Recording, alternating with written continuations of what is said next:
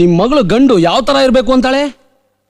ಗಂಡು ಲಕ್ಷಣವಾಗಿರ್ಬೇಕು, ಚೆನ್ನಾಗಿ ಓದಿರ್ಬೇಕು, ತಿಂಗಳಿಗೆ 10 ರಿಂದ 15,000 ರೂಪಾಯಿ ಸಂಬಳ ಸಿಕ್ಕಿದ್ರು ಸಾಕು, ಆಕೆ ಅಡ್ಜಸ್ಟ್ ಮಾಡ್ಕೋತಾಳೆ. ಅಥವಾ ಒಂದ್ ಕೆಲಸ ನಾದ್ನಿ ಕಾಟ ಅತ್ತೆ ಕಾಟ ಇಲ್ಲದೆ ಇಂಜಿನಿಯರ್ ಡಾಕ್ಟರ್ ಸಿಕ್ಕಿದ್ರೆ ಒಂದ್ 25,000 ರೂಪಾಯಿ ವರದಕ್ಷಿಣೆ ಜಾಸ್ತಿ ಕೊಡ್ತೀನಿ. ವರದಕ್ಷಿಣೆ ವರೋಪಚಾರಕ್ಕೆ ಏನು ಕಡಿಮೆ ಮಾಡೋದಿಲ್ಲ. ಪಾರಿನ ಗಂಡೆ ಸಿಕ್ತು ಅಂತ ಇಟ್ಕೊಳ್ಳಿ, 50,000 ರೂಪಾಯಿ ವರದಕ್ಷಿಣೆ ಜಾಸ್ತಿ ಕೊಡ್ತೀನಿ. ಮದುವೆ ಗ್ರ್ಯಾಂಡ್ ಆಗಿ ಮಾಡ್ತೀನಿ. ನಿಮ್ಗೂ ಕಮಿಷನ್ ಎಷ್ಟು ಬೇಕೋ ಕೇಳಿ ಕೊಡ್ತೀನಿ.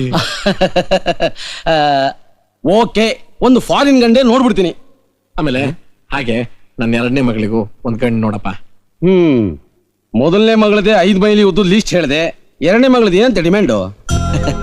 ಡಿಮ್ಯಾಂಡು ಏನೂ ಇಲ್ಲ. ಇವಳಿಗೆ ಯಾವ್ದಾದ್ರು ಒಂದ್ ಸಣ್ಣ ಪುಟ್ಟ ಸಂಬಂಧ ನೋಡು ಸಾಕಷ್ಟೇನೆ. ಅವ್ರು ಡಿಮ್ಯಾಂಡ್ ಮಾಡ್ದಿದ್ರೆ ಸಾಕು.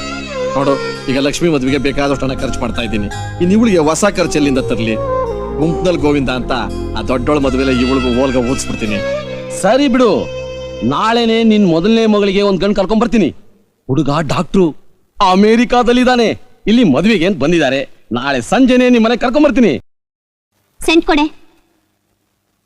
ಇವತ್ತು ನನ್ನ ನೋಡಕ್ ಬರ್ತಿರೋ ಗಂಡು ಏನ್ ಮಾಡ್ತಿದ್ದಾನ್ ಗೊತ್ತಾ? ಡಾಕ್ಟರ್, ಅಮೆರಿಕಾದಲ್ಲಿ ಡಾಕ್ಟರ್. ನೋಡೆ, ಅವ್ರನ್ನ ನೋಡಕ್ ಹೋಗೋವಾಗ ನೀನ್ ನನ್ ಮುಂದೆ ಬರ್ಬೇಡ, ಅನಿಷ್ಟ. ನನ್ ಹಿಂದೆ ಬಾ. ಪಾಪ, ನಿನ್ ಜೀವನದಲ್ಲಿ ಅಮೆರಿಕಾ ನೋಡಕ್ಕಾಗುತ್ತೋ ಇಲ್ವೋ, ಅಟ್ಲೀಸ್ಟ್ ಅಮೆರಿಕಾ ಗಂಡಾದ್ರೂ ನೋಡು.